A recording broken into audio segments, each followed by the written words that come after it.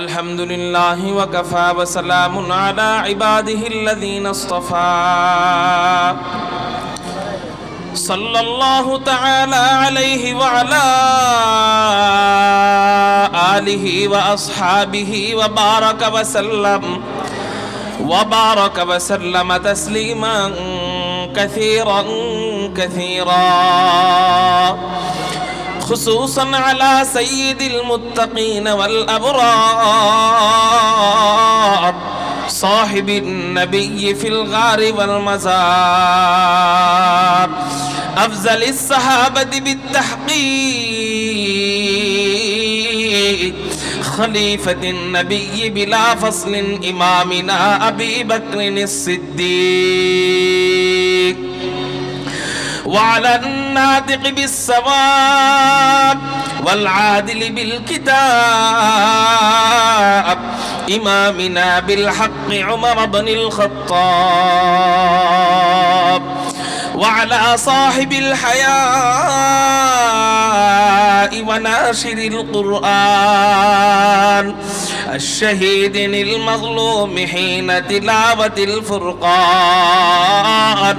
إمامنا عثمان بن عفان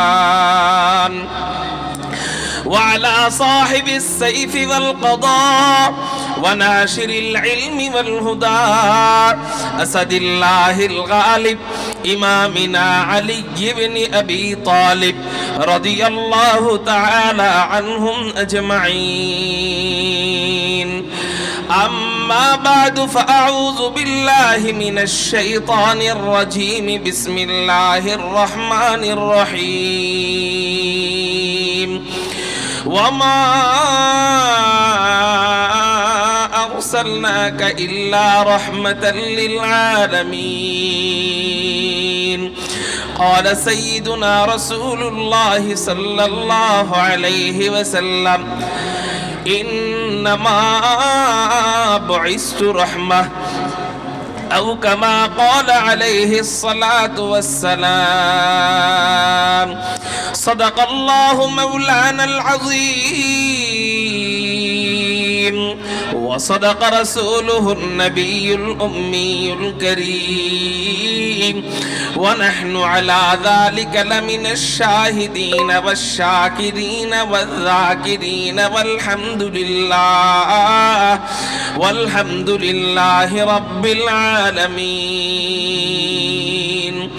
সকলেই মুহাব্বতের সাথে নবীজির শানে দুরূদ শরীফ পড়ি আল্লাহুম্মা সাল্লি আলা محمد وعلى آل محمد كما صليت على إبراهيم وعلى آل إبراهيم إنك حميد مجيد اللهم بارك على محمد وعلى آل محمد كما باركت على إبراهيم وعلى آل إبراهيم إنك حميد مجيد हर लहज़ा है मोमिन की नई शान नैयान हर लहज़ा है मोमिन की नई शान नैयान गुफ्तार में किरदार में अल्लाह की बुरहान गुफ्तार में किरदार में अल्लाह की बुरहान قهاري غفاري قدوسي جبروت قهاري غفاري قدوسي جبروت یہ چاروں عناصر ہو تو بنتا ہے مسلمان یہ چاروں عناصر ہو تو بنتا ہے مسلمان हमसाये जिब्रील अमी बंदाए खाकी हमसाये जिब्रील अमी बंदाए खाकी है उसका नशीमन न बुखारा न बदख्शा है उसका नशीमन न बुखारा न बदख्शा ये राज किसी को नहीं मालूम के मोमिन ये राज किसी को नहीं मालूम के मोमिन कारी नजर आता है हकीकत में है कुरान कारी नजर आता है हकीकत में है कुरान ला इलाहा इल्लल्लाह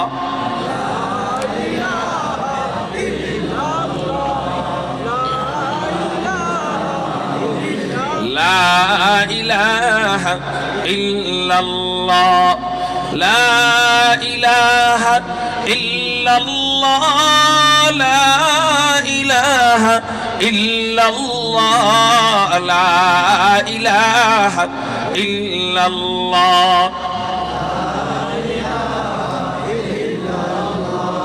একটু জোরে মোহাব্বতের সাথে লা ইলাহা ইল্লাল্লাহ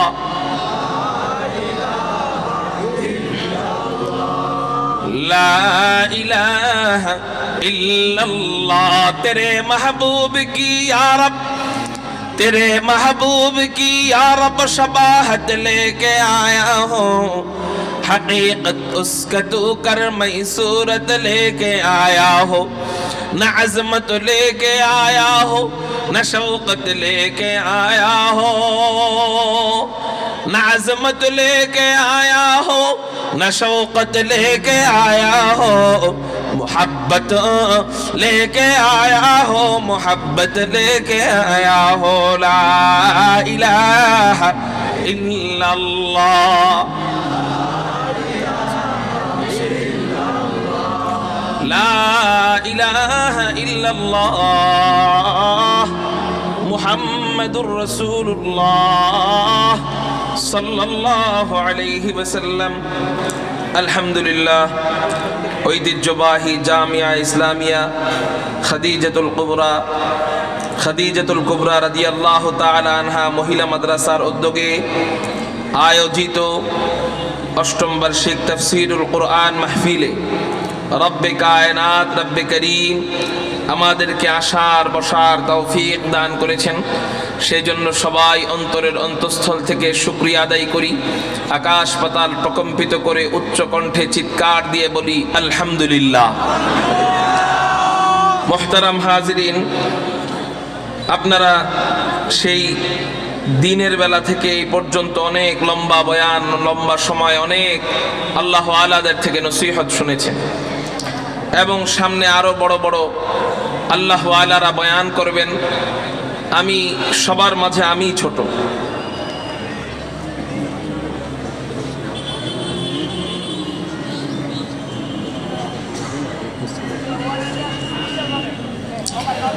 মুহতারাম হাজিরিন তো আমি আপনাদের সামনে অল্প সময়ে কিছু আলোচনা করব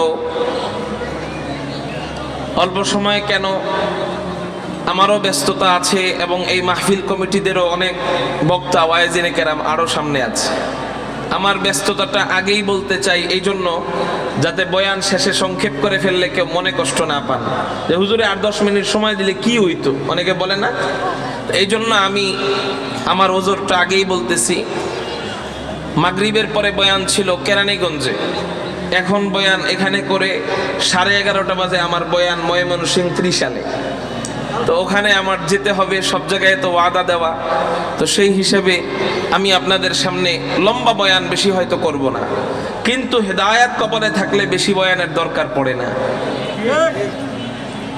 ঝিনুকের পেটে পানি ঢোকে বেশি পানি ঢোকে না এক ফোঁটা ঢোকে সেটা সে গ্রহণ করে তো মুক্ত হয়ে বের হয় সাহাবায়ে কেরামের ভিতরে নবীজির কথা ঢুকতো তো বেশি বয়ান লম্বা লম্বা বয়ান নবীজি কমই করতেন একটা হাদিস মনে পড়ছে তো একটা হাদিস বলতেন একটা হাদিস ইলহাম হয়েছে তো একটাই বলতেন ওই একটা সাহাবায়ে কেরাম ঝিনুকের মতো গ্রহণ করতেন তো তাদের ভিতর থেকে আল্লাহ পাক রব্বুল আলামিন মুক্তার চেয়েও দামি ফয়েজ বরকত প্রকাশ করে দিয়েছে সমস্যা হলো আমাদের ভিতরে লম্বা বয়ান শোনার মন মানসিকতা আছে কিন্তু আমল করার মন মানসিকতা নাই এই জন্য মাহফিল হয় অনেক কিন্তু ওই পরিমাণ মুসল্লি মসজিদে পাওয়া যায় না আল্লাহ যেন আমাদেরকে অল্প কথাগুলোর মাধ্যমে নবীর আশিক উম্মত হওয়ার তৌফিক দান করেন সকলেই বলি আমিন আমি আপনাদের সামনে একটি আয়াতে কারিমা তেলাওয়াত করেছি। আল্লাহ বলেন আমাদের নবীজিকে উদ্দেশ্য করে, আউযু বিল্লাহি মিনাশ শাইতানির রাজীম,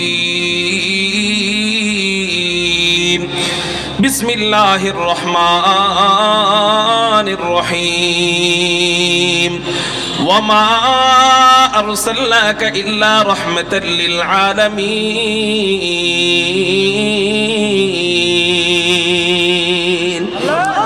আল্লাহ বলেন, হে রাসূল, আমি আপনাকে গোটা জগতের জন্য, গোটা জগৎবাসীর জন্য রহমত স্বরূপ প্রেরণ করেছি। একটু চিৎকার দিয়া বলেন সুবহানাল্লাহ। আল্লাহ গোটা জগতের জন্য আমার নবীজিকে রহমত স্বরূপ পাঠিয়েছেন। রহমত শব্দের অর্থ হলো দয়া। আল্লাহ আমাদের নবীজিকে দয়া দিয়ে পাঠিয়েছেন। তো আমার নবী গোটা জগৎ, সমস্ত জগতের জন্য কিভাবে দয়া নিয়ে এসেছেন, এখন যদি আমি সব জগতের ব্যাখ্যা করতে যাই, এই অল্প সময়ে সব জগতের ব্যাখ্যা করা সম্ভব? সব জগৎ কয়টা এটাই তো আমরা জানি না। আল্লাহ কত কোটি জগৎ বানিয়েছেন একমাত্র ভালো জানেন কি আল্লাহ। তো জগৎ কয়টা এটাই জানি না। যতটুক জানি, এই জানাটুকি 1-1.5 ঘন্টায় আলোচনা তো দূরের কথা, রাত দিন 24 ঘন্টা আলোচনা করলেও শেষ হবে না। তাই বলে কি আলোচনা করব না? আলোচনার প্রয়োজন আছে না? হ্যাঁ, দরকার আছে, আলোচনার প্রয়োজন আছে। আজকে আলোচনা করব আমার নবীজি জগৎবাসীর মাঝে, একটা জগৎবাসী মানব জগতের জন্য কিভাবে রহমত। কোন জগতের জন্য? জিন জগতের জন্য কিভাবে রহমত এটা বলবো না। ফেরেশতা জগতের জন্য কিভাবে রহমত এটা আজকে আলোচনা করব না। আসমান জগতের জন্য কিভাবে রহমত এটা বলবো না। সৌর জগতের জন্য কিভাবে রহমত এটা বলবো না। বলবো কি, আমার নবীজি আপনার আমার জন্য, মানব জগতের জন্য কিভাবে রহমত। এটা বুঝতে গেলে আগে বুঝতে হবে মানুষদের মধ্যে বিভিন্ন শ্রেণী আছে। যেমন মানুষদের মধ্যে কেউ সাহাবী, মানুষদের মধ্যে কেউ আল্লাহওয়ালা, মানুষদের মধ্যে কেউ মুমিন বান্দা, মানুষদের মধ্যে কেউ মুত্তাকি বান্দা, মানুষদের মধ্যে কেউ সাধারণ মুসলমান, মানুষদের মধ্যে কেউ আলেম, মানুষদের মধ্যে কেউ গায়রে আলেম, মানুষদের মধ্যে কেউ হাফেজ, মানুষদের মধ্যে কেউ গায়রে হাফেজ, মানুষদের মধ্যে কেউ ইতিম বাচ্চা, মানুষদের মধ্যে কেউ শিশু বাচ্চা, মানুষদের মধ্যে কেউ যুবক, মানুষদের মধ্যে কেউ বুড়ো, মানুষদের মধ্যে কেউ পুরুষ, মানুষদের মধ্যে কেউ নারী, মানুষদের মধ্যে কেউ কন্যা সন্তান, মানুষদের মধ্যে কেউ ছেলে সন্তান, মানুষদের মধ্যে কেউ ব্যবসায়ী, মানুষদের মধ্যে কেউ কর্মচারী, মানুষদের মধ্যে কেউ মুসলিম, মানুষদের মধ্যে কেউ অমুসলিম। বলেন, মানুষদের মধ্যে এক শ্রেণী না অনেক শ্রেণী? অনেক শ্রেণী। তো আমার নবীজি মানুষদের এই এত শ্রেণীর মধ্যে কোন শ্রেণীর জন্য রহমত? উত্তর, মানুষদের সব শ্রেণীর জন্য রহমত। জোরে বলেন সুবহানাল্লাহ। মানুষদের সব শ্রেণীর জন্য কিভাবে রহমত, ওই কিভাবে প্রশ্নের উত্তরই আজকের বয়ান। কিভাবে রহমত, এই প্রশ্নের উত্তর আজকের বয়ান। আমার নবীজি মানুষের সব শ্রেণীর জন্য কিভাবে রহমত। মানুষদের মধ্যে নবীদের পরে শ্রেণী আলোচনা করতে গেলে সর্বপ্রথম যে শ্রেণীকে সামনে আনতে হয়, নবীদের পরে সবচেয়ে দামি শ্রেণী কারা বলেন তো? সাহাবায়ে কেরাম। সাহাবায়ে কেরামদের মধ্যে আবার সবচেয়ে দামি শ্রেণী কারা? আল্লাহ রাসূলের 4 জন খলিফা। এই খলিফা কারা? হযরতে সিদ্দিক আকবর আবু বকর রাদিয়াল্লাহু তাআলা আনহু, হযরতে ওমর রাদিয়াল্লাহু তাআলা আনহু, হযরতে উসমান রাদিয়াল্লাহু তাআলা আনহু, হযরতে আলী রাদিয়াল্লাহু তাআলা আনহু। এই তো শুধু নাম বললাম, একটু পরিচয় দিতে মনে চায়। পরিচয় দিতে গেলে তো বয়ান শুধু পরিচয়তেই চলে যাবে, এজন্য লম্বা পরিচয় নয়, কবির ভাষায় তাদের পরিচয় দেই। এই 4 জনের পরিচয় দিতে যে কবি বলেন, দুনিয়ায়ে সখাওয়াত মে তেরা নাম রহেগা, दुनिया सखावत में तेरा नाम रहेगा, सिद्दीक तेरा नाम से इस्लाम रहेगा, दुनिया अदालत में तेरा नाम रहेगा, दुनिया अदालत में तेरा नाम रहेगा, उम्र तेरा नाम से इस्लाम रहेगा, उम्र तेरा नाम से इस्लाम रहेगा, दुनिया शुजाअत में तेरा नाम रहेगा। আপনারা ইশারা বুঝেন না, চিৎকার দিয়ে বলেন আল্লাহু আকবার। এই সাউন্ড আপনাদের থেকে চাই, পাবো তো ইনশাআল্লাহ। দুনিয়ায়ে শুজাআত মে তেরা নাম রহেগা, दुनियाए शुजाअत में तेरा नाम रहेगा, उस्मान तेरा नाम से इस्लाम रहेगा, उस्मान तेरा नाम से इस्लाम रहेगा, दुनियाए मुसल्लत में तेरा नाम रहेगा, दुनियाए मुसल्लत में तेरा नाम रहेगा, आली तेरा नाम से इस्लाम रहेगा, आली तेरा नाम से इस्लाम रहेगा। এই হলো আল্লাহ নবীজির চারজন খলিফা। এই চারজন খলিফার জন্য আমার নবীজি কিভাবে রহমত, নবীজি ইবনে মাজাহ শরীফের 42 নম্বর হাদিসের মধ্যে বর্ণনা করেন, قال رسول الله صلى الله عليه وسلم انه من يعيش منكم فسيرى اختلافا كثيرا। নবীজি বলেন, আমি চলে যাওয়ার পর তোমরা যারা জমিনে বসবাস করবে, দুনিয়াতে বসবাস করবে, তোমাদের সময় অনেক ইখতিলাফ দেখা দিবে, অনেক মতানৈক্য দেখা দিবে। বলেন বর্তমান জামানায় অনেক ইখতিলাফ আর মতানৈক্য আছে না নাই? কেউ নামাজ পড়ে তো নামাজের ভিতরে হাত বাঁধে বুকের উপর, কেউ হাত বাঁধে নাভির উপর, কেউ হাত বাঁধে নাভির নিচে, কেউ হাত ছেড়ে দেয়, কেউ তারাবি পড়ে তো 20 রাকাত তারাবি পড়ে, কেউ তারাবি পড়ে তো 8 রাকাত তারাবি পড়ে, কেউ দুরূদ পড়ে তো বৈশা দুরূদ পড়ে, কেউ দুরূদ পড়ে তো দাঁড়ায়া দুরূদ পড়ে, কেউ তাবলীগ করে আলেমদেরকে মহব্বত কইরা, কেউ তাবলীগ করে আলেমদের মাথায় বাড়ি দিয়া। নবীজি বলেন, ইন্নাহু মান ইয়াইশা মিনকুম ফাসায়ারা ইখতিলাফান কাসীরান। আমি চলে যাওয়ার পর অনেক মতানৈক্য দেখা দিবে, অনেক ইখতিলাফ আর মতভেদ দেখা দিবে। তোমরা এই মতভেদের কারণে কিংকর্তব্য বিমূঢ় যেন হয়ে যাও না, বেদিশা হয়ে যাও না, পথভ্রষ্ট যেন হয়ে যাও না, জাহান্নামের পথ যেন বাইছা নাও না। আমি নবীজি তোমাদেরকে ফর্মুলা দিয়ে যাচ্ছি, এই ফর্মুলা মোতাবেক যদি তোমরা চলো, আমি নবীজি তোমাদেরকে গ্যারান্টি দিয়ে যাচ্ছি, এই ফর্মুলা মোতাবেক যদি তুমি চলো, তুমি হেদায়েতের পথ পেয়ে যাইবা। ওই ফর্মুলাগুলা কি কি? 1 নাম্বার ফর্মুলা নবীজি বলেন, ফালাইকুম বিসুন্নতি। 1 নাম্বার ফর্মুলা হলো, তোমরা আমি নবীজির সুন্নতকে আঁকড়ে ধরবা। তোমার ব্যক্তিগত জীবন, তোমার পারিবারিক জীবন, তোমার সামাজিক জীবন, তোমার রাষ্ট্রীয় জীবন, সমস্ত জীবন কোলে আসার পর থেকে নিয়ে মরণ পর্যন্ত যত কিছু আছে, তোমার নামাজ, তোমার রোজা, তোমার হজ, তোমার যাকাত, আমাকে দুরূদ এবং সালাম পাঠানোর পদ্ধতি, কবর জিয়ারতের পদ্ধতি, সব কিছু আমার সুন্নত মোতাবেক করবা। আমার সুন্নতের বাহিরে যাইবা তো আমার উম্মতের অন্তর্ভুক্ত হইতে পারবা না। আমার সুন্নত মোতাবেক কবর জিয়ারত করতে হবে, আমার সুন্নত মোতাবেক আল্লাহ ওয়ালাদের কবর জিয়ারত করতে হবে। সমস্ত আমল যখন আমার সুন্নত মোতাবেক এসে যাবে, তাহলে তুমি জান্নাতের পথ পেয়ে যাইবা। 1 নাম্বার ফর্মুলা। 2 নাম্বার ফর্মুলা হলো, কোন আমল যদি আমার সুন্নতে খুঁজে নাও পাও, সমস্যা নাই, ইসলামকে আমি নবীজি সহজ কইরা তোমাদের সামনে পেশ করে গেলাম। যদি কোন সুন্নত তোমার খুঁজে পাইতে কষ্ট হয়, তাহলে শুইনা রাখো, 2 নাম্বার ফর্মুলা হলো, ও সুন্নাতিল খুলাফায়ে রাশিদিনাল মাহদিয়িন। 2 নাম্বার ফর্মুলা হলো, 2 নাম্বার সাজেশন হলো, আমার জান্নাতি সুপথ প্রাপ্ত হেদায়েত প্রাপ্ত 4 খলিফার সুন্নতকে আঁকড়ে ধরবা, তো তোমরাও হেদায়েতের পথ পেয়ে যাইবা। চিৎকার দিয়া বলেন সুবহানাল্লাহ। সুপথ প্রাপ্ত খলিফা কাদেরকে বললেন নবীজি?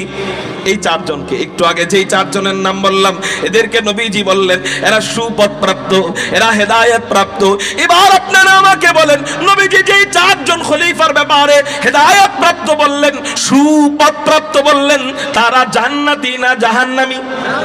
সুপথ জাহান্নামের পথ না জান্নাতের পথ? তাহলে আমার নবীজি তাদের জন্য জান্নাতি বুঝায়া, জান্নাতি ঘোষণা দিয়া তাদের জন্য আমার নবী রহমতের বার্তা দিলেন না গজবের বার্তা দিলেন? তার মানে আমার নবীজি বুঝা গেল, এই 4 খলিফার জন্য রহমতের বার্তা দিয়া আমার নবীজি এই 4 খলিফার জন্য হয়ে গেলেন রহমত স্বরূপ। চিৎকার দিয়া বলেন সুবহানাল্লাহ। মানুষদের মধ্যে এক শ্রেণী গেল, মানুষদের মধ্যে 2 নাম্বার শ্রেণী সাধারণ সাহাবায়ে কেরাম। এই 4 জন ছাড়াও তো আরো সাহাবী আছে, তাদের জন্য আমার নবীজি রহমত কিনা। নবীজি অন্য হাদিসের মধ্যে জানায় দেয়, قال رسول الله صلى الله عليه وسلم اصحابي كالنجوم। নবীজি বলেন আমার একজন সাহাবী হলো আসমানের তারকারাজির মতো। শোনো, ইসলামটাকে তোমাদের জন্য কত সহজ করে দিলাম। কেন তোমরা বিদআত করতে যাও, কেন শিরিক করতে যাও, কেন কুফর করতে যাও? যদি আমার সুন্নত পাও তো ভালো, যদি আমার কোনো আমলে সুন্নত তোমরা খুঁজে না পাও, তাহলে আমার 4 খলিফার সুন্নতের অনুসরণ করো। যদি 4 খলিফার সুন্নতকে তোমাদের খুঁজে পেতে কষ্ট হয়, তাহলে শুনে রাখো আমি 100 লক্ষ সাহাবী রেখে যাচ্ছি, যে কোনো একজন সাহাবীর আমলকে ফলো করবা। ফাবিআইহিম ইকতাদাইতুম, যে কোনো একজন সাহাবীর হাদিস নিয়ে আমল করবা, ইহতাদাইতুম, তোমরা হেদায়েত পেয়ে যাইবা। তাহলে এখানে নবীজি সব সাহাবীদের ব্যাপারে বললেন তাদের আমলকে ফলো করলে আমরা জান্নাতি হব না জাহান্নামী হব। তো যাদের আমলকে ফলো করলে আমরা জান্নাতি, তো তারা কি জাহান্নামী? যাদের আমল আমরা ফলো করলে জান্নাতি, তো তারা কি জাহান্নামী? তাহলে তারাও জান্নাতি, এটা বুঝায় গেলেন কে? যেই মহামানব, সেই মহামানবের নাম হাদিকুল ফখরে রাসূল, ইমামুল আম্বিয়া, সাইয়্যিদুল আম্বিয়া, সাইয়্যিদুল খালায়েক, আহমদ মুজতাবা, মুহাম্মাদুর রাসূলুল্লাহ। মোহাব্বত নিয়ে দুরূদ শরীফ পড়েন সাল্লাল্লাহু আলাইহি ওয়াসাল্লাম। তাহলে বোঝা গেল আমার নবীজি মানুষদের মধ্যে 2 নাম্বার শ্রেণী, সমস্ত সাহাবীদের জন্য রহমত। একটু জোরে বলেন না আলহামদুলিল্লাহ। মানুষদের মধ্যে 3 নাম্বার শ্রেণী মুত্তাকি বান্দা। কারা? জোরে বলেন। আল্লাহ ওয়ালা মুত্তাকি বান্দা। আরে এতক্ষণ গেল সাহাবীদের ব্যাপারে, সাহাবীদের পরের স্তর মুত্তাকি। হযরত মুত্তাকি হইলে কি সাহাবী হওয়া যায় না? শুনেন, মুত্তাকি হইলে সাহাবী হওয়া যায় না, সাহাবী হইলে মুত্তাকি হওয়া যায়। বেশি বেশি ইবাদত বندگی করলে খাজা মুঈনুদ্দিন চিশতি হওয়া যায়, বেশি বেশি ইবাদত বندگی করলে আব্দুল কাদের জিলানী হওয়া যায়, বেশি বেশি ইবাদত বندگی করলে নিজামউদ্দিন আউলিয়া হওয়া যায়, বেশি বেশি ইবাদত বندگی করলে খাজা উসমান হারুনি হওয়া যায়, খাজা বখতিয়ার কাকি রহমাতুল্লাহি আলাইহি হওয়া যায়, বেশি বেশি ইবাদত বندگی করলে রশিদ আহমদ গঙ্গোহী হওয়া যায়, বেশি বেশি ইবাদত বندگی করলে হাসান বসরি হওয়া যায়, বেশি বেশি ইবাদত বندگی করলে রাবিআ বসরি হওয়া যায়, বেশি বেশি ইবাদত বندگی করলে ইমামে আজম আবু হানিফা হওয়া যায়, বেশি বেশি ইবাদত বندگی করলে ইমাম বুখারী হওয়া যায়। কিন্তু বেশি বেশি ইবাদতের মাধ্যমে আল্লাহর নবীজির ছোট্ট একজন সাহাবী হওয়া যায় না। সাহাবী আল্লাহ যাদেরকে কপালে লেখা রাখছিলেন তারা হইতে পারছে, কয় হুজুর সাহাবী হইতে পারি নাই। তাহলে মানুষদের মধ্যে সবচেয়ে হাই কোয়ালিটির আমরা কেমনে হইতে পারবো? কয় মানুষদের মধ্যে সবচেয়ে হাই কোয়ালিটির আপনি হইতে পারবেন। নবীজি বলেন যে মুত্তাকি হও, আল্লাহ পাক তোমাকে সবচেয়ে হাই কোয়ালিটির দামি বানায় দিবেন। আল্লাহ বলেন ইন্না আকরামাকুম ইনদাল্লাহি আতকাকুম। আল্লাহ পাক রব্বুল আলামিনকে যারা বেশি ভয় পায়, আল্লাহ তাদেরকে বলছেন তারাই সবচেয়ে বেশি সম্মানিত। জোরে বলেন সুবহানাল্লাহ। তাহলে আমরা মুত্তাকি হব তো ইনশাআল্লাহ। মুত্তাকি হইতে চাইলে কি করতে হবে? আল্লাহ কোরআনে সাজেশন দিয়ে দিবেন, সাজেশন। বাদাম বিক্রি করতে হইলে বাদামওয়ালার কাছে যাইতে হয়, ব্যবসা করতে হলে ব্যবসায়ীর থেকে ট্রেনিং নিতে হয়, জুতা বানাইতে হইলে জুতাওয়ালার কাছে যাইতে হয়, ড্রাইভার হতে চাইলে ড্রাইভারের কাছে যাওয়া লাগে, ইঞ্জিনিয়ার হতে চাইলে ইঞ্জিনিয়ারের কাছে যাওয়া লাগে, ব্যারিস্টার হতে চাইলে ব্যারিস্টারের সুহবত দরকার। ঠিক তুমি যদি আল্লাহ ওয়ালা মুত্তাকি হইতে চাও, তাহলে হক্কানি ওলির দরবারে যাইতে হবে। দলিল আল্লাহ কুরআনুল কারীমের মধ্যে জানায় দেয়, ইয়া আইয়ুহাল্লাযীনা আমানুত্তাকুল্লাহ ওয়া কুনু মা'আস সাদিকিন। আল্লাহ বলেন হে ঈমানদার বান্দারা, আমি আল্লাহকে ভয় করো, তুমি মুত্তাকি হয়ে যাও। তো মুত্তাকি কেমনে হইবা? আল্লাহ আমাদেরকে ফর্মুলা ওই একই আয়াতে দিয়ে দিচ্ছে। তুমি মুত্তাকি হওয়ার জন্য কোনো ল্যাংটা পীরের কাছে যাওয়ার দরকার নেই, মুত্তাকি হওয়ার জন্য গোসল করে না জীবনে এমন কোনো বিশ্বাবের কাছে যাওয়ার দরকার নেই, মুত্তাকি হওয়ার জন্য বেনামাজি কোনো পীরের কাছে যাওয়ার দরকার নাই। আমি আল্লাহ জানায় দিচ্ছি ওয়া কুনু মা'আস সাদিকিন। তোমরা হক্কানি আল্লাহ ওয়ালা সত্যবাদী ন্যায়পরায়ণ মানুষের কাছে যাও, সত্যিকারের বুজুর্গের কাছে যাও, তুমি আল্লাহ ওয়ালা হয়ে যাইবা। ড্রাইভারের কাছে গেলে ড্রাইভার হয়ে যায়, আতরওয়ালার কাছে গেলে আতরের ঘ্রাণ আসে। আল্লাহ বলেন আল্লাহওয়ালার কাছে যাইবা। সাদিকিনের অর্থ হলো আল্লাহওয়ালা, শুধু সত্য কথা বলে নামাজ পড়ে না, এটা সাদিকিন না। সাদিকিন মানে আল্লাহওয়ালা মুত্তাকি বান্দা, এদের কাছে যাও, আমি আল্লাহ তোমাকেও মুত্তাকির সুহবতে থাকার কারণে তোমাকে বলি বানায়া দিব। এখন আপনার প্রশ্ন জাগতে পারে, হুজুর বর্তমান সমাজে যেইভাবে মিথ্যা পীরের নামে ভণ্ডামি বের হইছে, এখন হুজুর সত্য পীরকে আর আসল পীরকে আর নকল পীরকে, আসল মুত্তাকিকে আর নকল মুত্তাকিকে, আসল আল্লাহওয়ালাকে আর নকল আল্লাহওয়ালাকে এটা বুঝবো কেমনে? এটা বুঝার সহজ নিয়ম আপনাদেরকে শিখাইয়ে দিই, একেবারে সহজ নিয়ম। কোন কাজে কি সুন্নত নবীজির এটা জানেন তো আপনারা? জানেন না? ঘুমের শুরুতে কি সুন্নত, শেষে কি সুন্নত, খাবার শুরুতে কি সুন্নত, শেষে কি সুন্নত, টয়লেটে যাওয়ার আগে কি সুন্নত, বের হওয়ার পরে কি সুন্নত, নামাজের ভিতরে কি কি সুন্নত, ঘুমের আগে কি কি সুন্নত, ব্যবসায় কি কি সুন্নত, চাকরিতে কি কি সুন্নত। এই সুন্নতগুলা হক্কানি একজন আল্লাহওয়ালার থেকে তার কাছে 2 দিন থাকবেন, আপনি মুরিদ হওয়ার দরকার নাই, আগে দেখবেন উনি এই সুন্নতগুলা ঠিকমতো পালন করে কিনা। 2 দিনের মধ্যে যদি দেখেন উনি 100-র মধ্যে 90% সুন্নত আলহামদুলিল্লাহ পালন করতেছে, আপনি ধরে নেন নির্দ্বিধায় উনি একজন আল্লাহওয়ালা। আর 10% হয়তো বা ভুলে ছুটে যাবে, যেমন মসজিদে ঢুকার সময় ডান পা দিয়ে ঢুকতে হয়, ভুলে কখনো কখনো বাম পা দিয়ে ফেলবে, কিন্তু 90% ওনার ডান পা ভিতরে যায়, মনে করবেন উনি একজন আল্লাহওয়ালা। আর বুঝবেন কেমনে যে এটা ভণ্ড? দেখবেন এর ভিতরে কোনো সুন্নতের লেশ নাই, নামাজের লেশ নাই, নামাজের চিহ্ন নাই। পুরুষ নারী একসাথে সামনে বসে হাত পাটি পায়, পুরুষ নারী একসাথে সামনে বসে মুরিদ করে, গান বাজনা বাজায়, মন চাইলে গাঞ্জা টানে, মন চাইলে মদ খায়, মন চাইলে বিড়ি টানে, আবার কয় নারী গদিক তাকানো নাকি নেয়ামত। নাউজুবিল্লাহ বলেন। নারীদের দিক তাকানো নাকি নেয়ামত। গান গায়, কি গান? মুর্শিদ আমার হুজুর ঈশা কি মহিমা জানে, গলার মালা পরাইয়া ধীরে ধীরে টানে। আমি মনে করছিলাম এই হুজুর ঈশা বলতেছে, মনে হয় হুজুর হুজুর বলতেছে, হুজুর ঈশা। হুজুর হুজুরের মতো শোনা যায় না, কিন্তু এটা আমাদের আলাউদ্দিন জিহাদি ভাই ব্যাখ্যা করছে। ব্যাখ্যা কি করছে জানেন? ভিডিওর মধ্যে দেখলাম উনি ব্যাখ্যা করতেছে মুর্শিদ আমার হুজুর ঈশা, এটার ব্যাখ্যা করছে। আমি মনে করছি হুজুর এশা, মানে ওই যে আমরা হুজুর করে ডাক দিই সেই হুজুর, কিন্তু উনি ব্যাখ্যা করতেছে না, এই হুজুর না। এটার ব্যাখ্যা হইলো কোন নাকি পীর আছিল ব্রাহ্মণবাড়িয়ার, এই পীর সাহেব নাকি প্রতিদিন তাহাজ্জুদ নামাজ পড়ার আগে এর পেট ফাড়তো। নাউজুবিল্লাহ বলেন। নিজের পেট নিজে ফাড়তো, ফাড়ার পরে উজুড়ি বের করতো। উজুড়ি চেনেন না আপনারা? এই উজুড়ি এবার ধৌত করতো। মিলাইছে কিসের সাথে জানেন? আমার নবীজির মেরাজের রজনীতে যাওয়ার সময় নবীজির সিনা যে চাক করে, এটার সাথে এই ভণ্ড পীরের এই কথা মিলাইছে, হ্যাঁ নাকি নিজের সিনা চাক করতে পারতো। নাউজুবিল্লাহ বলেন।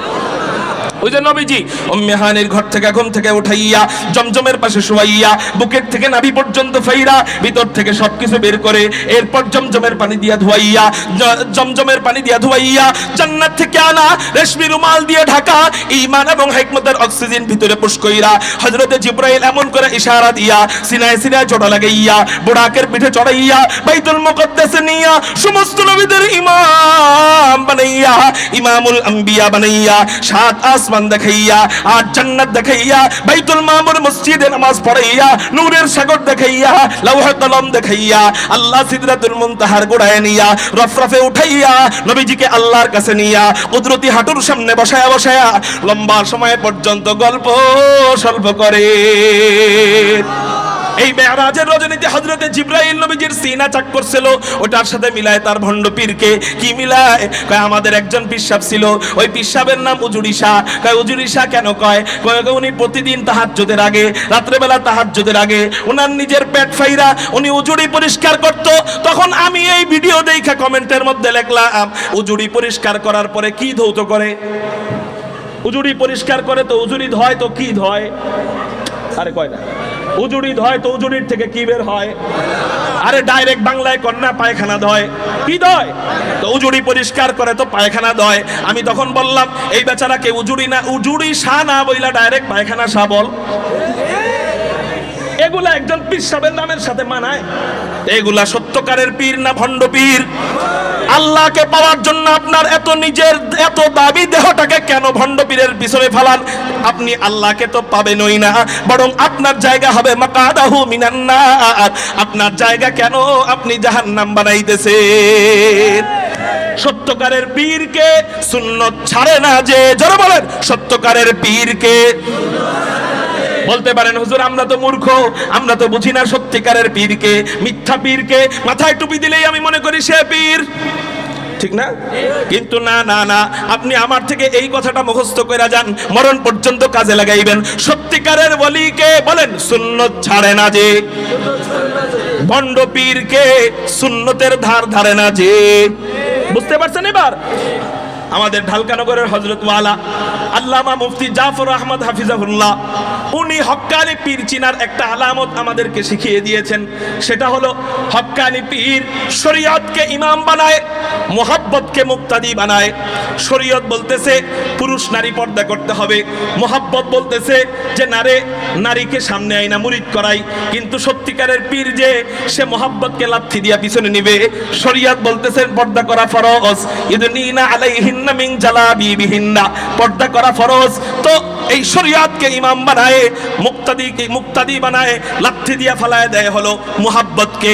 গান বাজনা করতে মনে চায়, এই মনে চাওয়াকে লাথি দিয়া ফালায় দেয়। গান বাজনা করলে গুনাহ হয়, এই জন্য এই গুনাহটাকে প্রাধান্য দেয়, মানে শরীয়তের ফতোয়াটাকে প্রাধান্য দেয়। এইটা হলো সত্যিকারের পীর। আর ভণ্ড পীরকে, বাতিল পীরকে, শয়তান পীরকে রাগ করবেন না, শরীয়তকে লাথি দিয়া পিছনে ফালায় দেয়। কই শরীয়তের দরকার নাই, খালি মারেফাতের নাম দিয়া নারীদেরকে সামনে আনো। নামাজ পড়ার দরকার নাই, রোজা রাখার দরকার নাই, হজ করার দরকার নাই, বছরে বছরে বাবারে গরু দাও, তাইলেই তুমি জান্নাতে চলে যাইবা। এটা হলো ভণ্ড পীর। এটা কি পীর? আল্লাহ আমাদেরকে সত্যিকারের পীর আর ভণ্ড পীর চিনার তৌফিক দান করুক। আমি কোনো ডাইরেক্ট কোন পীর সাহেবের নাম নিয়ে কারো বিরুদ্ধে গীবত করছি? আমি কোন মাজারের বিরুদ্ধে বলছি? শাহজালাল রহমাতুল্লাহি আলাইহির মাজার, শাহপরান রহমাতুল্লাহি আলাইহির মাজার, এই যে এখানেও যিনি শুয়ে আছেন, উনারা সত্যিকারের একজন আল্লাহওয়ালা ছিলেন, সত্যিকারের পীর ছিলেন। খাজা মুঈনুদ্দিন চিশতি রাহমাতুল্লাহি আলাইহি, আব্দুল কাদের জিলানী রাহমাতুল্লাহি আলাইহি, ওনারা একজন আল্লাহওয়ালা মুসাল্লাম বুজুর্গ ছিলেন। একটু আগেও তো আমি তাদের নাম বলছি, রাগ করবেন না। আপনারা দূরে থাইকা ভুল বুঝেন, হুজুররা মনে হয় তাকে দেখতে পারে না। না না না, আমরা তো আসলে তাদেরই উত্তরসূরি। আমরা দেখতে পারবো না কেন? আমরা চাই তাদেরকে আপনারা পুঁজি করে আপনারা কোনো বিদআত কাজ করবেন, শিরিক করবেন, কুফর করবেন, এমনটা করে আপনারা জাহান্নামী হবেন, এটা অন্তত আমরা চাই না। বরং আমরা চাই তাদের নাম ব্যবহার করে আপনারা যেন জান্নাতি হয়ে যান। আল্লাহ বুঝার তৌফিক দান করুক। আল্লাহ আমাদের ভাই ভাই এক এবং নেক বানায় দিক। সবাই বলি আমিন। এখন আর ভেদাভেদের সময় নাই। চলে এসো মুসলমান, এক কাতারে। তুমিও সে পরিশেষে সেই এক নবীর উম্মত, পরিশেষে এক আল্লাহর গোলাম।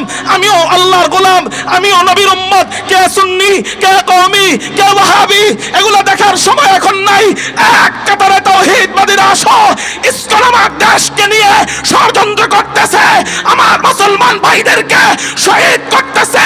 যদি তাদের রক্তের বদলা দেওয়া না হয়, আমরা প্রয়োজনে রক্ত দিতে প্রস্তুত আছি। কারা কারা আল্লাহু আকবার বলে দুই হাত আল্লাহর দিকে।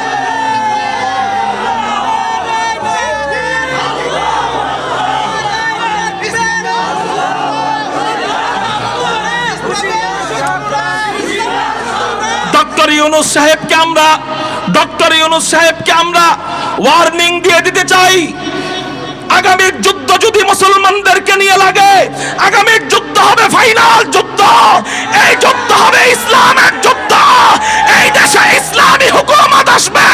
অতএব এই যুদ্ধে কোন সরকার কুলায় উঠতে পারবে না। মুসলমানদেরকে যারা মেরেছে, অচিরেই তাদেরকে বিচারের আওতায় আনেন। যদি বিচার করা না হয়, 16 কোটি মুসলমান প্রস্তুত আছে তাদের বিরুদ্ধে যুদ্ধ করার জন্য ইনশাআল্লাহ।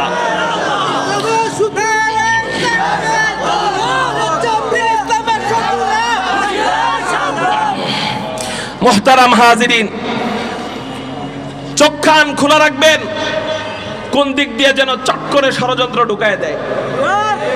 নিজে তো চট করে ঢুকতে পারবেই না, ইনশাআল্লাহ মুসলমানের রক্ত থাকতে এটা সম্ভব না, কিন্তু ষড়যন্ত্র চট করে ঢুকতে পারে।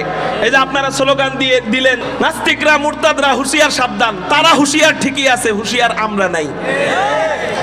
আমরা খালি তালে লাফাই, আমরা বাহ্যিকের পিছনে দৌড়াই, কোন দিক দিয়া যে কোন কলকাঠি নাড়তেছে এটা আমরা বুঝি না। এই জন্য আমরা সরকারকে বলবো, আপনার যে মূল পয়েন্টগুলো আছে সেই পয়েন্টে আপনি আরো নিরাপত্তা বাহিনী দেন, আরো নিরাপত্তা বাহিনীর ব্যবস্থা করেন, আমরা আপনার সাথে আছি। কিন্তু সরকারকে বলবো, যদি আপনিও হাসিনার তালে হাঁটেন, হাসিনার পথে হাঁটেন, মুসলমানদেরকে বৈষম্যের শিকারের মধ্যে রাখেন, বিশেষ করে আলেমদেরকে বৈষম্যের শিকারের মধ্যে রাখেন, ইনশাআল্লাহ আগামীর যুদ্ধ আবার যদি হয়ে যায়, এই যুদ্ধ হবে ফাইনাল যুদ্ধ। কোন স্বৈরাচার এই দেশে থাকতে পারে নাই, আগামীতে থাকতে পারবেও না ইনশাআল্লাহ। আল্লাহ আমাদেরকে বুঝার তৌফিক দান করুক বলি আমিন। রাগ করবেন না, আমরা হাসিনাও চিনি, বিএনপিও চিনি, আগামীর বাংলাদেশ হবে ইনশাআল্লাহ ইসলামীর বাংলাদেশ। আমরা ইনশাআল্লাহ ভোট দিব তো আমার দামি ভোটটা ইসলামকে দিব ইনশাআল্লাহ। এখন কইতে পারেন হুজুর তো কোন ইসলামরে ভোট দিব? কেউ করে জামাত ইসলাম, কেউ করে ইসলামী আন্দোলন, কেউ করে খেলাফত, কেউ করে জমিয়ত, তো আমি ভোট দিব কারে?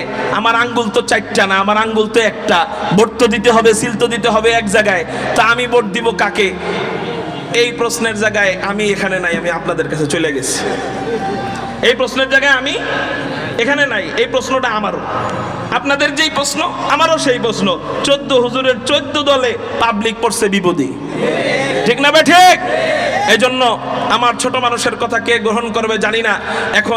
এখন দলাদলির সময় এই মুহূর্তে না, দলাদলির সময় বহুত বাকি আছে, পরে কইরেন নে। এখন আসেন জামাত ইসলাম, ইসলামী আন্দোলন বাংলাদেশ, খেলাফত, জমিয়ত এক কাতারে যদি এসে যায়, কোটি কোটি নাস্তিক মুরতাদ মিলে আমেরিকার ওয়াশিংটনও যদি আসে, দিল্লি 1000 কোটি যদি ইসলামের বিরুদ্ধে ষড়যন্ত্র করে, ওই ষড়যন্ত্র কোনো কাজে আসবে না ইনশাআল্লাহ।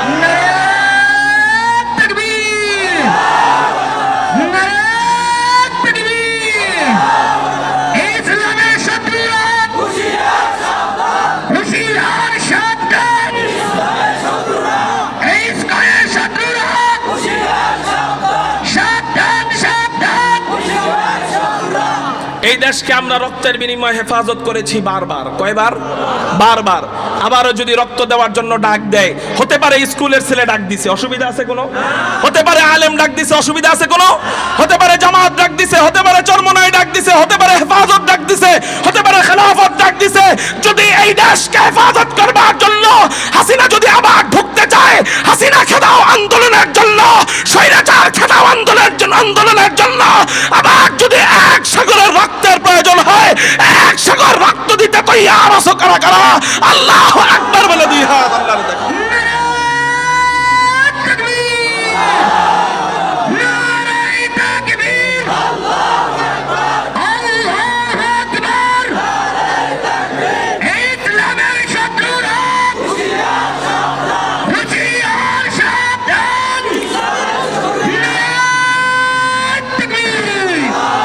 মুহতারাম হাজিরিন, বলতেছিলাম আমার নবী রহমত, মানুষদের জন্য কিভাবে রহমত, এটা নিয়ে আলোচনা চলতেছে। এর মধ্যে 3 নাম্বার শ্রেণী আল্লাহওয়ালা। কারা?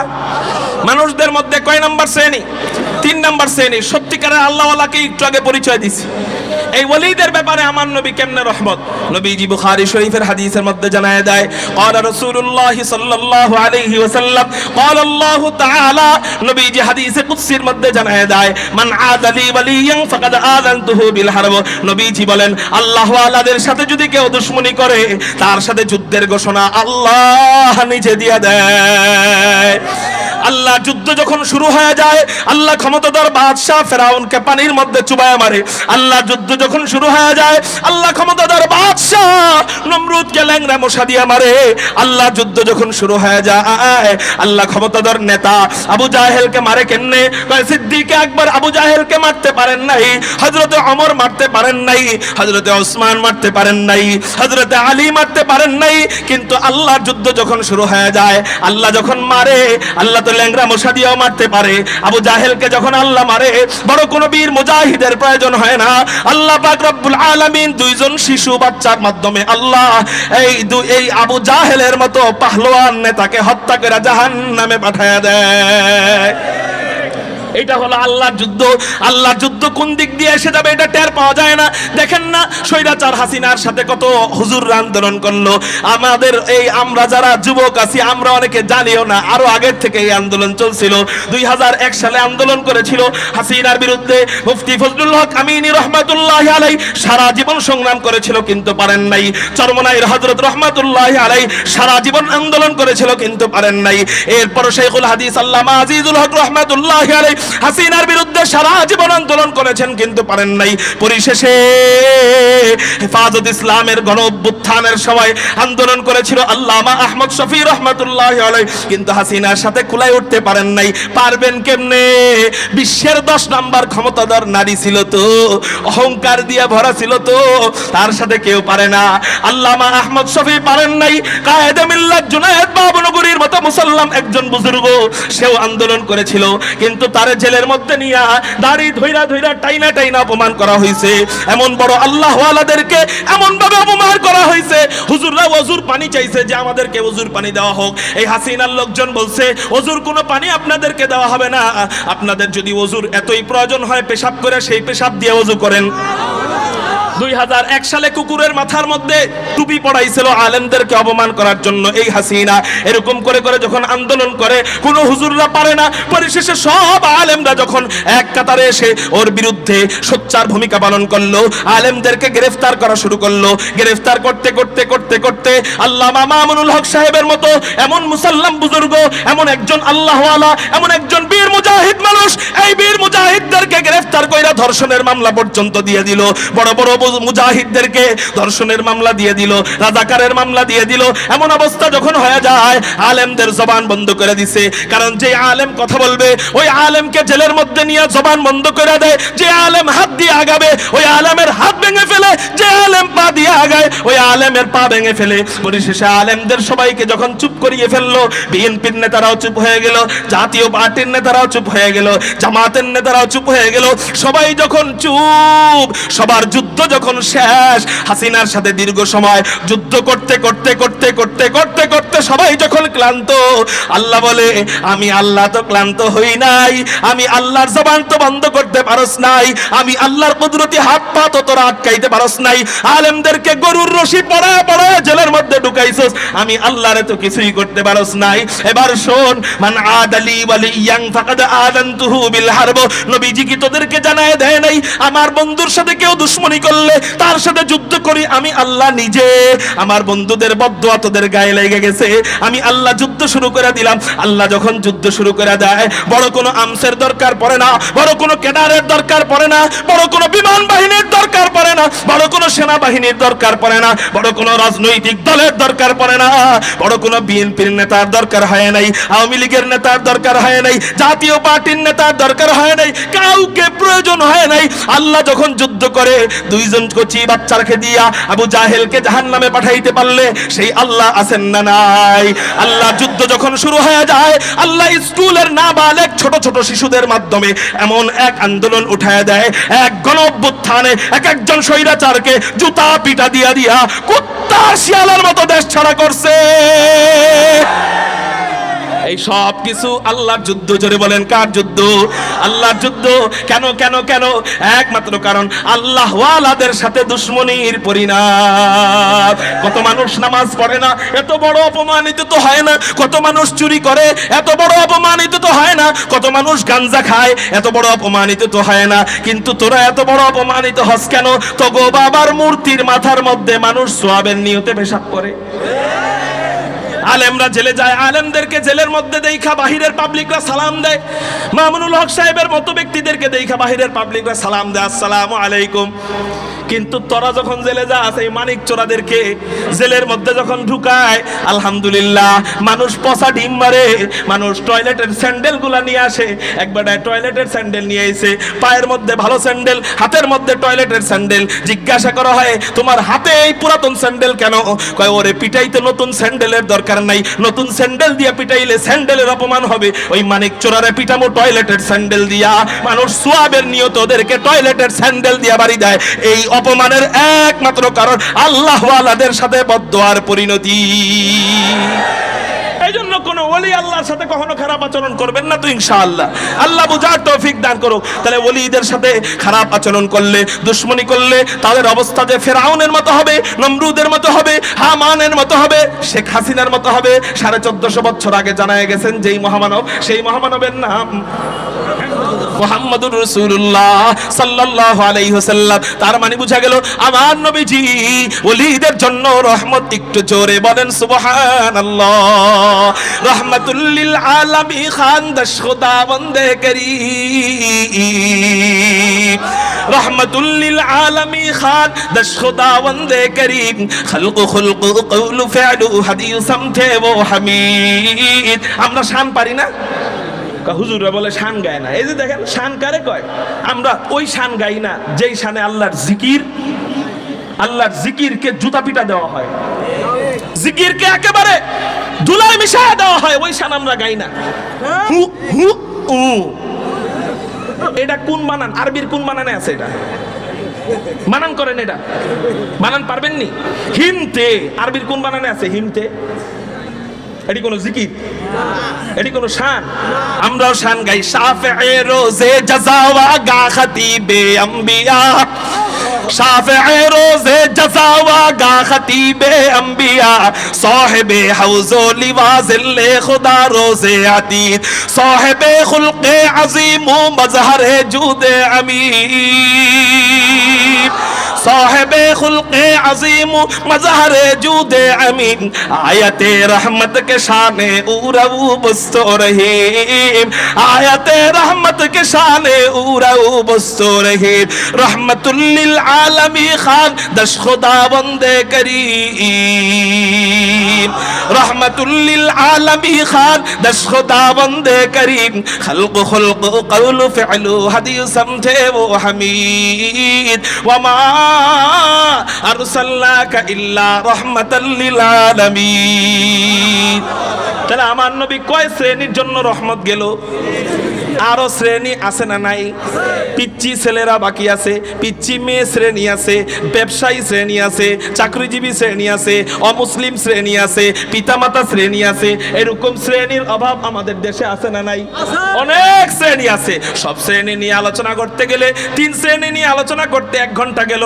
তাহলে সব শ্রেণী নিয়ে আলোচনা করতে গেলে কয়েক ঘন্টা যাবে আল্লাহই জানে। এক ভাত টিপ দিলে সব ভাতের খবর বোঝা যায়, এক ভাত টিপ দিলে সব ভাতের খবর বোঝা যায়। আমার নবীজি এই 3 শ্রেণীর জন্য যেইভাবে রহমত, একইভাবে আমার নবী গোটা জগতের জন্য একইভাবে রহমত। এটাই আল্লাহ বলেন ওমা আরসালনাকা ইল্লা রাহমাতাল লিল আলামিন। হে রাসূল আপনি গোটা জগতের জন্য এই 3 শ্রেণীর জন্য যেভাবে রহমত, হে রাসূল আপনি গোটা জগতের জন্য রহমত। এভাবেই জোরে বলেন সুবহানাল্লাহ। আল্লাহ আমাদেরকে, আমার কথায় কেউ বেজার হইছেন? আল্লাহ আমাদেরকে নবীর সুন্নাত মাইনা নবীর খাঁটি উম্মত হয়ে কবরে যাবার তৌফিক দান করুক বলি আমিন।